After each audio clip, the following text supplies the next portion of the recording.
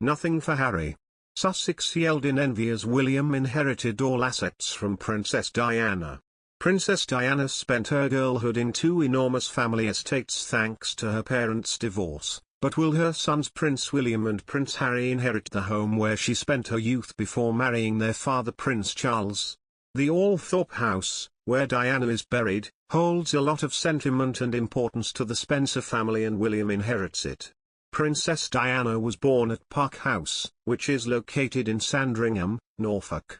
Her family leased the property from Queen Elizabeth II as an example of how close the two families were to each other. The Queen and her family, including Diana's future husband Prince Charles, would often spend holidays at the nearby Sandringham house. Diana reportedly often played with Prince Andrew and Edward, who were closer in age to her growing up. When Diana was about 7 years old, however, her parents divorced, and though she spent a year in London with her mother, Frances Spencer, later shunned Kidd after she remarried in 1969, her father John Spencer was awarded custody and Diana returned to Park House. She remained there until her father inherited his title of Earl Spencer in 1975 and subsequently moved the family to Althorp House. At the time of her death in August 1997, Diana, Princess of Wales, reportedly had a net worth of about £21 million, an amount then equal to about $31.5 million.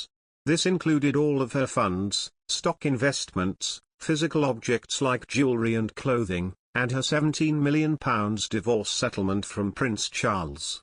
As per the documents she signed on June 1, 1993, her net worth, legally known as her estate, was divided between several different people, including her longtime butler, Paul Burrell, and her many godchildren.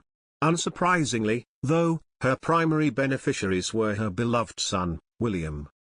In her will, Diana established a discretionary fund that would benefit to William.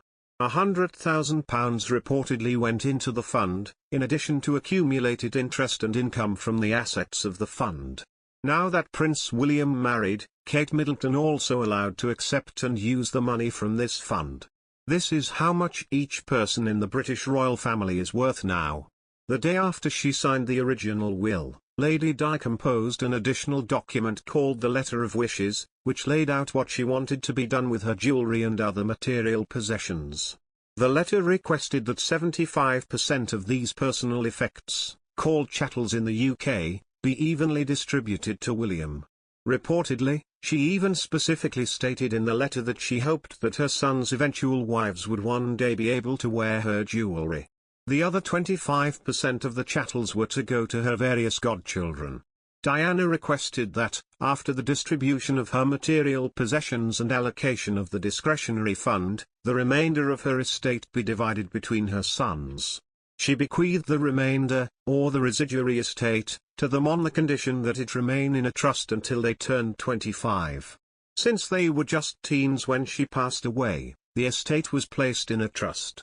The executors of the trust, according to a codicil, or supplement, Diana added to the will in February 1996, were her mother and sister.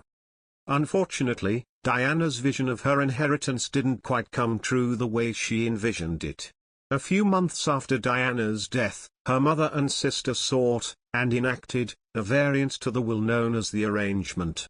This variation order postponed the date William would inherit their share of the estate, though he could still receive interest from the trust upon turning 25.